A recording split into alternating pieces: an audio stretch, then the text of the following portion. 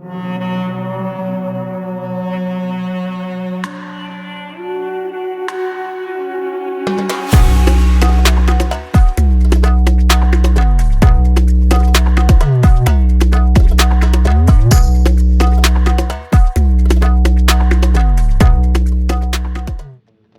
समय आ गया है नुब्रा वैली से विदा लेने का और जाएंगे आज हम न्यू डेस्टिनेशन जो कि है पैंगोंग लेक। लेकिन उससे पहले हम जाएंगे डिस्किट मोनेस्ट्री देखेंगे और साथ में बुद्धा मात्रे जी की स्टैचू भी देखने जाएंगे जो कि करीब 102 फुट ऊंची है और 2010 में ये स्टैचू बनाई गई थी। और इसकी जो जो डायरेक्शन है वो नुब्रा घाटी की तरफ है। ऐसा लगता है जैसे कि वो उस वैली को आशीर्वाद दे रहे हैं, उनको ब्लेस कर रहे हैं।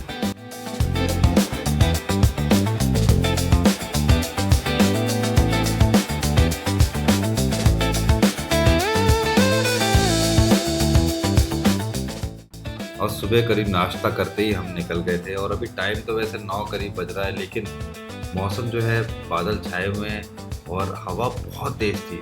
और जैसा कि आपको पता है लेह लद्दाख हाई एल्टीट्यूड है, तो जितनी सीढ़ियाँ चढ़ने में यहाँ तक पहुँचने में और बुद्ध जी के दर्शन करने में हालत ख़राब हो गई और सांस फूल गई।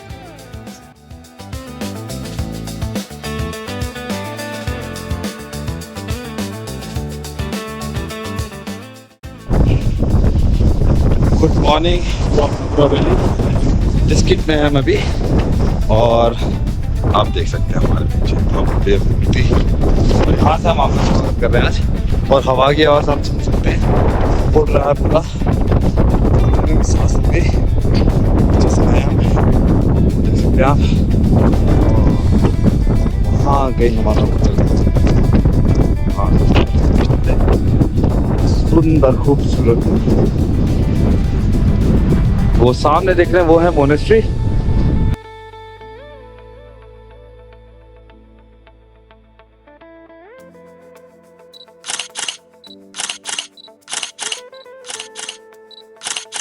अब यहाँ से हमारा आज का दिन शुरू हो रहा है।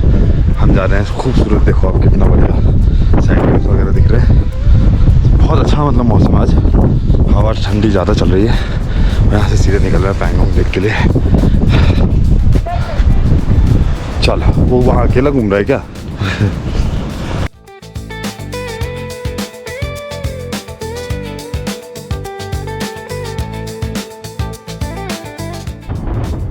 नुब्रा वैली से पैंगोंग लेक जो है करीब 160 किलोमीटर है और इन 160 किलोमीटर में अधिकतर रोड जैसे आप देख रहे हैं ऐसी है।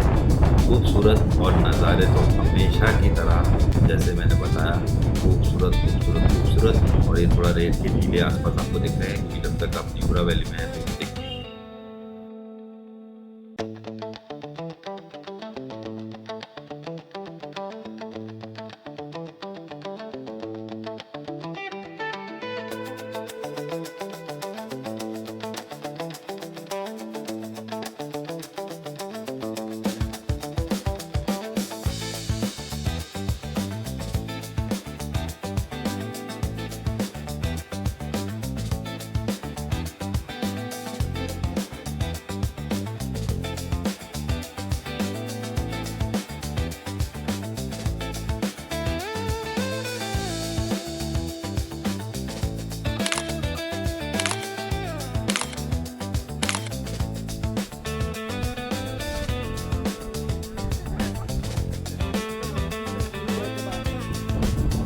एज यूजुअल जहाँ हमें व्यू पॉइंट दिखता है वहाँ फोटो खींचते हैं और हमने अभी थोड़ी देर पहले हमने पिक्चर्स देखी, वो हमने वो व्यू पॉइंट पे पिक्चर क्लिक करी और हम निकल गए खूबसूरत सुंदर से ब्रिज। आप देख रहे हैं ये आयरन ब्रिज जो पूरे लेह लद्दाख में हमको दिखते रहेंगे। और अभी आप जो रोड देख रहे हैं ये रोड ख़राब हमको मिली है और ये रोड पे जो है इसका एडवेंचर अलग है।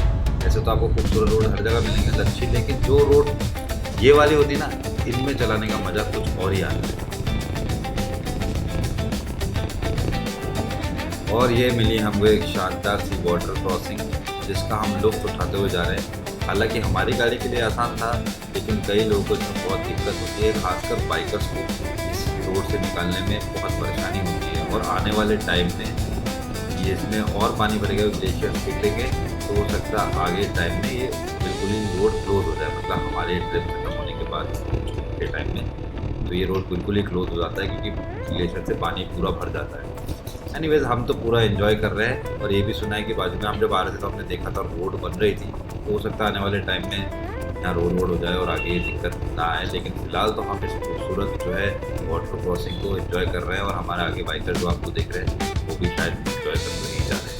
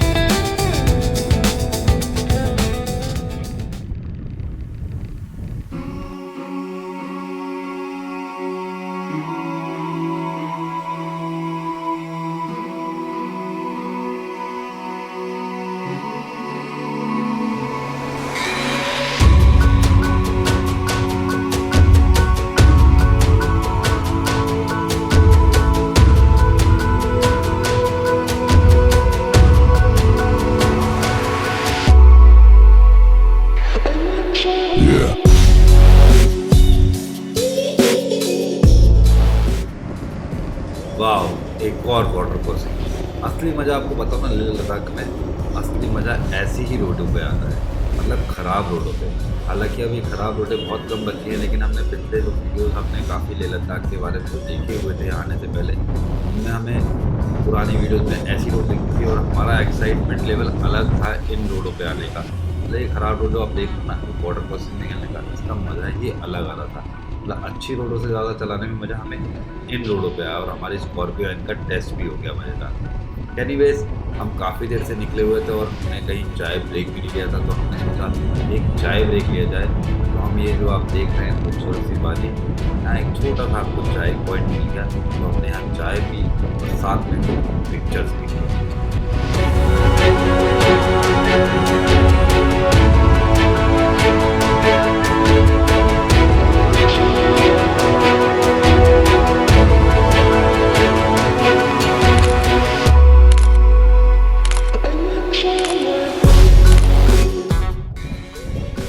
चाय की चुस्की के बाद हमारे भाई लोग नज़ारों को एंजॉय करने लगे और मैंने सोचा मैं भी इन्हें ज्वाइन करता हूँ और नज़ारे एंजॉय करता हूँ। साथ में हम करने लगे डिस्कशन। ऑब्वियसली इन खूबसूरत वादियों के बारे में बात करते करते हम अब आगे बढ़ गए अपने मेन डेस्टिनेशन पैंगोंग लेक की तरफ।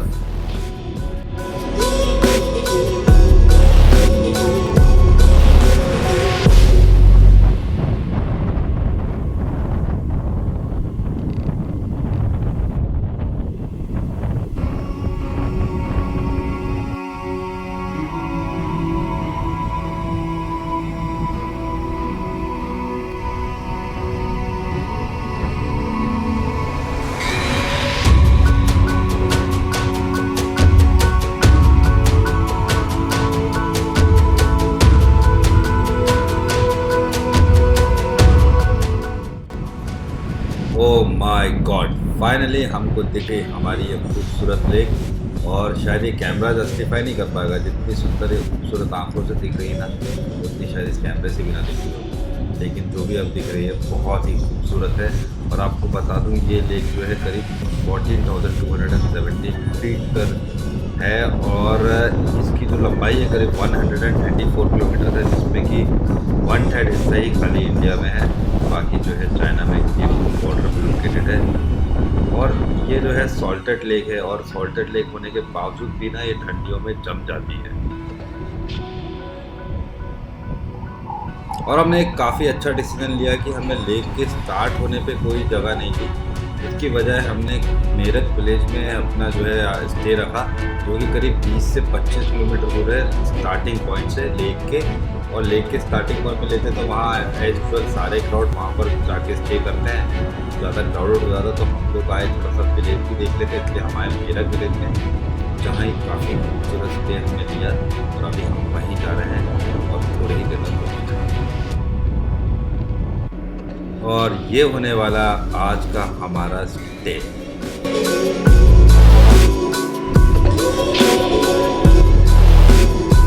ये है पैंगोंग लेक।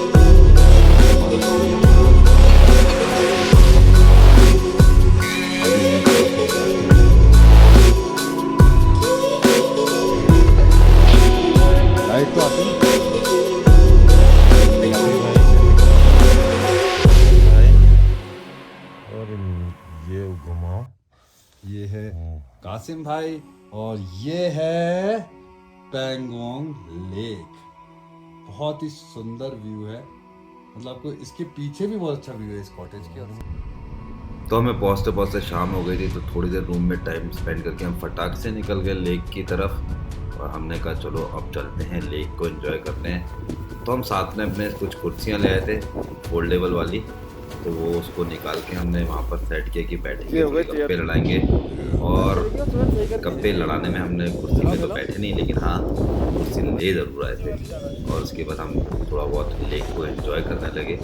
और लेक भाई इसके बारे में हम क्या ही नहीं कर सकते। पूरी बहुत तेज शाम का बजा है 6 और ये हो रहा है सनसेट, बहुत प्यारा सा सनसेट।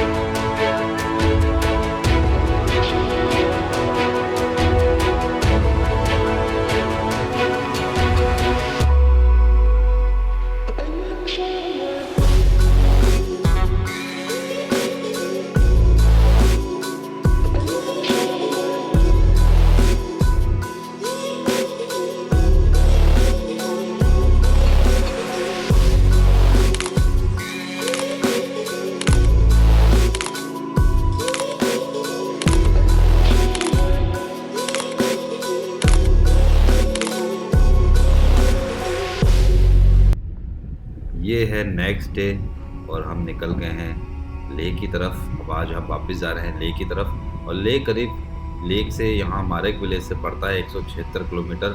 और इस रास्ते में बीच में हमको पड़ गया एक बेहतरीन पास, चांगला पास। और यहाँ से जाने से पहले मैं सबसे बड़ा थैंक्स करना चाहता हूँ BRO को, जिनकी वजह से हम इतनी आसानी से यहाँ पहुँचे हैं। इतनी शानदार रोड मिली है हमको, बहुत कम ही हमको ख़राब रास्ते मिले हैं। और रोड आप जैसे कि देख सकते हैं बहुत ही शानदार है। और बाजू में लेक बहुत ही खूबसूरत नज़ारा है।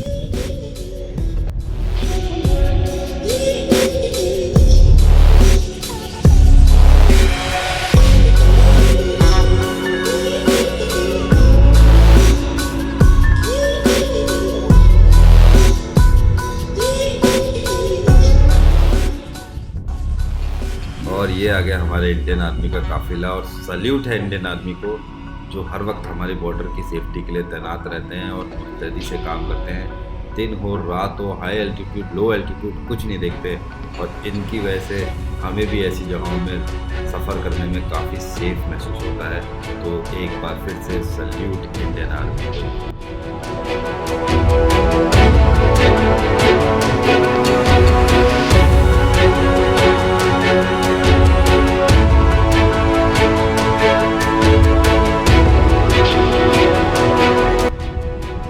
और अब हम बढ़ते जा रहे हैं आगे चांगला पास की तरफ। और चांगला पास जैसे जैसे करीब आते जा रहा है वैसे वैसे स्नो के दस्तक होते जा रहे हैं, क्योंकि हर पास पे स्नो तो दिखती दिखती है ज़्यादातर। और ये देखिए हम पहुंच गए हैं चांगला पास पर। चांगला पास करीब 17,500 फीट पे है। और ये भी हाई पासेस में से एक पास है। और यहाँ हम यहाँ ज़्यादा देर रुके नहीं, क्योंकि हमें लेह पहुँचना था। तो हमने कहा इस जगह पर रुकते, तो ये पहला पास था। मतलब ऐसे तो काफ़ी हमारे और भी पास यहाँ फ़ोटो नहीं खिंचा पाए थे, यहाँ भी हम जो है पिक्चर क्लिक नहीं करी। हम सीधे बढ़ गए आगे अपनी डेस्टिनेशन की तरफ।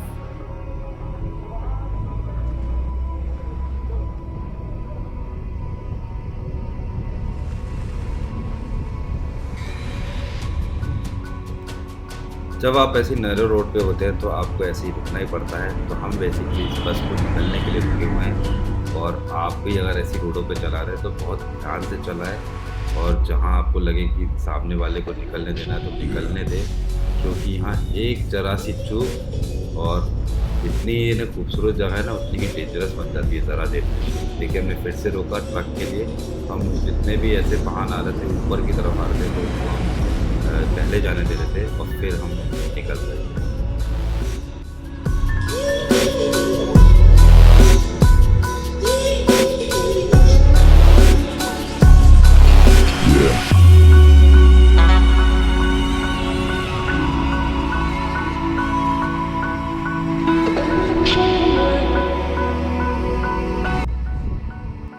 और हम वापस पहुंच गए अपने होटल लोटस पे ले में, और होटल में एक रात स्पेंड करके अगले दिन सुबह हमने जो है सुहेल को जो है एयरपोर्ट छोड़ा, क्योंकि उसको कुछ काम था।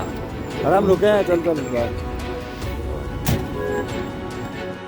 और उसको छोड़ने के बाद हमने प्लान बनाया कि हम भी अब निकलते हैं कश्मीर के रास्ते वापस घर की तरफ। लेकिन उससे पहले हमने सोचा ले तो में हम मोनेस्ट्री तो देखी है, तो हम चले गए जिसके मोनेस्ट्री में, जो कि करीब 12 फुट टॉल, मतलब 12 स्टोरीज की मोनेस्ट्री है। और इस मोनेस्ट्री में जो है 49 फुट की बौद्ध माता जी की स्टैच्यू भी है।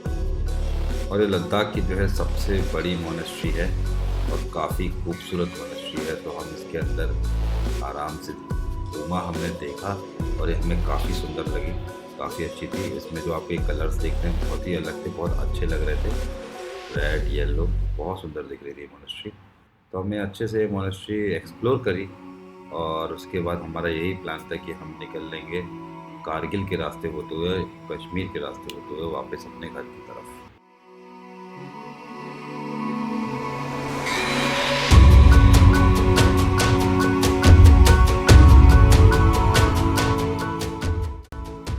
और बौद्ध माता जी के दर्शन करने के बाद हमने जो है बाकी की मोनेस्ट्री भी एक्सप्लोर करी। काफ़ी सुंदर मोनेस्ट्री थी जैसे कि मैंने बताया, और काफ़ी शांति का अनुभव हुआ वहाँ पर। और मोनेस्ट्री आप कोई भी चले जाइए, अलग ही वहाँ पर एहसास आता है, अलग ही वहाँ शांति आपको प्रतीत होती है।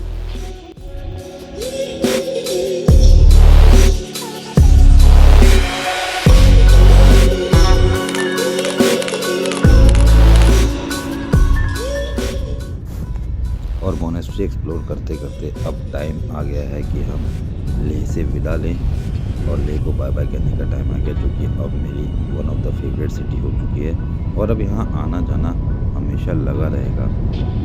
फ़िलहाल के लिए तो लेह को करते हैं बाय बाय। अब सैड मन से करना तो पड़ता है बाय बाय, लेकिन अगली बार फिर आएंगे हम। और लेह छोड़ते छोड़ते हमको रास्ते में बड़े गुरुद्वारा श्री पत्थर साहिब, इनसे हमने आशीर्वाद लिया और आगे का हमारा जो सफ़र है वो अच्छा हो और सेफ़ हो, उसका आशीर्वाद लेते हुए हम आगे बढ़ गए।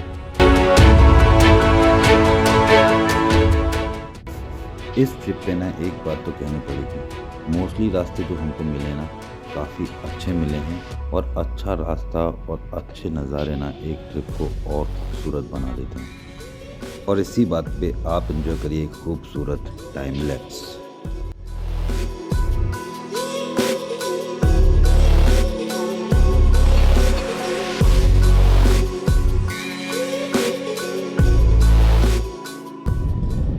अब हम थोड़ी ही देर में क्रॉस करेंगे लाइमरू विलेज, जो कि लेह से पड़ता है करीब 127 किलोमीटर। और लाइमरू फेमस है अपनी खूबसूरत मोनेस्ट्री के लिए, जो कि काफ़ी पुरानी है, 11th सेंचुरी की है। और साथ ही साथ वो फेमस है मूनलैंड के लिए।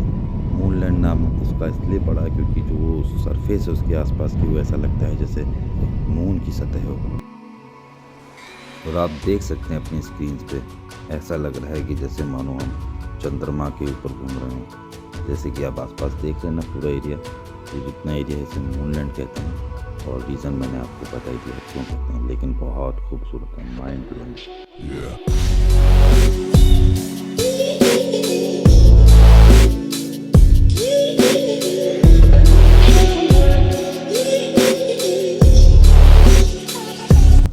ये है मूनलैंड पूरा।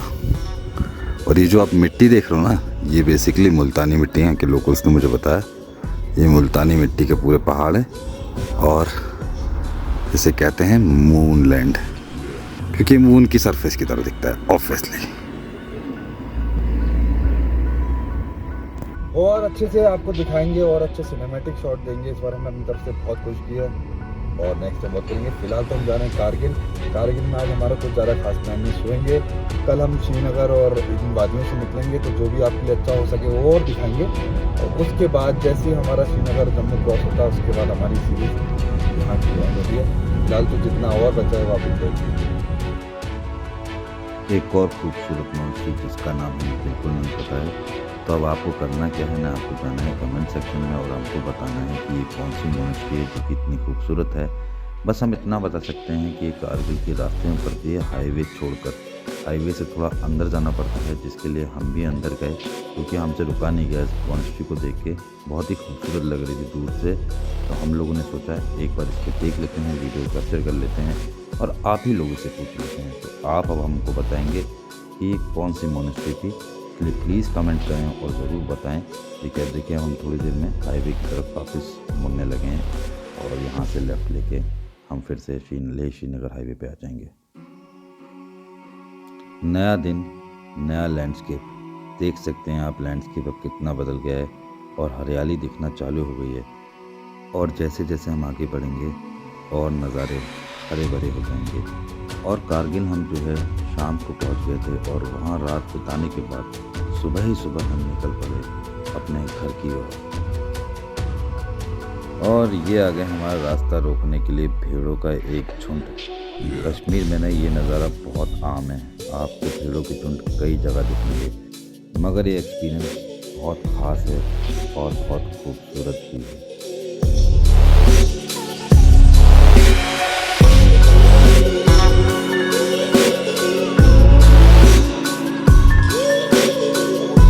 अब हम गुज़र रहे हैं द्रास से, जो कि दुनिया की सेकंड ओल्डेस्ट प्लेस है। और यहाँ से गुज़रते वक्त हमें एहसास हुआ कि हमें रात में कारगिल की बजाय यहाँ स्टे करना चाहिए था। ये कारगिल से करीब 60 किलोमीटर दूर है और ये काफ़ी शांत और खूबसूरत है। तो हमसे ये गलती हो गई, लेकिन कोई बात नहीं, हमारा पहली बार था। अब अगली बार जब हम आएंगे तो हमें मालूम है हमें क्या करना है। लेकिन हम आपको रिकमेंड करेंगे कि अगर आप लेह से कश्मीर की तरफ आ रहे हैं तो कारगिल स्टे करने की बजाय अगर आपको टाइम हो तो आप द्रास में रुकें और यहाँ के नज़ारों का लुत्फ़ उठाएं।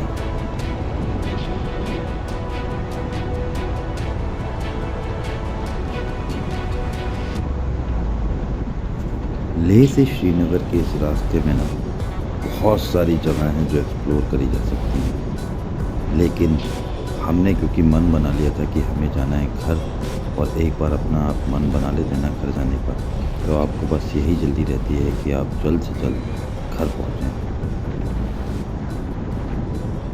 वैसे भी एक बार में तो आप सारी जगह घूम नहीं सकते, और अब हमको बहाना भी मिल गया है अगली बार कश्मीर, लद्दाख सब जगहों पे दोबारा आने का, क्योंकि हमारी कई जगह हैं वो रह गई हैं। तो हम उसके हिसाब से प्लान करेंगे अगली बार, और फिर लद्दाख भी आएंगे और कश्मीर भी आएंगे, और हो सकता है अलग अलग तरीके से करें। कभी एक बार कश्मीर आएँ और एक बार लद्दाख आएँ, और लद्दाख की कई जगह घूमना रह गई वो घूमें, और कश्मीर जब आएँ तो वो कश्मीर में सिर्फ कश्मीर घूमें। तो इसी बहाने हमको ना फिर से आने का मौका मिलेगा, वो भी एक बार नहीं, शायद कई बार। और अब हम आगे बढ़ रहे हैं माइटी जोजिला पास की तरफ, जो कि करीब 3200 फीट पे पड़ता है, और ये वर्ल्ड की one of the most dangerous रोडों में से एक रोड मानी जाती है। और ये पास जो है कश्मीर वैली को द्रास वैली से जोड़ने का काम करता है।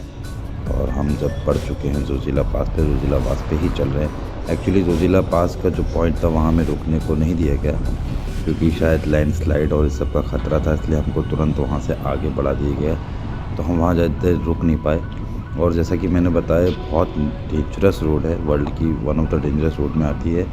काफ़ी नैरो है, लेकिन जितनी नैरो है उतनी ही सुंदर है। आसपास की वादियाँ आप देखो, जैसे कि आप देख सकते हैं, काफ़ी खूबसूरत है, वहाँ से देखने में काफ़ी सुंदर लगती है।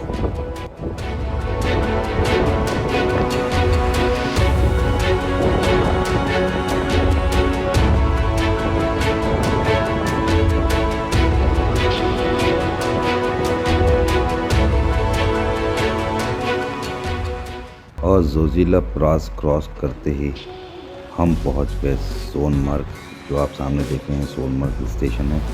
और सोनमर्ग जो है फेमस है अपने ग्रासलैंड्स के लिए। यहाँ पर काफ़ी ग्लेशियर्स भी हैं, ग्लेशियर्स के लिए फेमस है। लेकिन जैसा कि मैंने आपको पहले बताया, क्योंकि हमें घर जाने की जल्दी थी तो किसी भी जगह पे हम ज़्यादा देर रुके नहीं।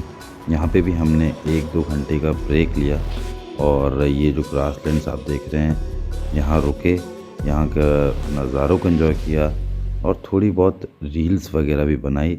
और इसके बाद हम जो है वो निकल गए हम सीधे घर की तरफ। तो ये हमारा लास्ट पॉइंट था जहाँ पर हम थोड़ी देर रुके और चाय वाय पी और साथ में हमने यहाँ पर रील्स वगैरह भी बनाई। इन्हीं खूबसूरत नज़ारों के साथ अब आ गया है टाइम इस सीरीज़ को एंड करने का। अब हम दोनों मिलेंगे आपको नए सीरीज़ में, नए डेस्टिनेशन पे, नए नज़ारों के साथ। तब तक के लिए अलविदा।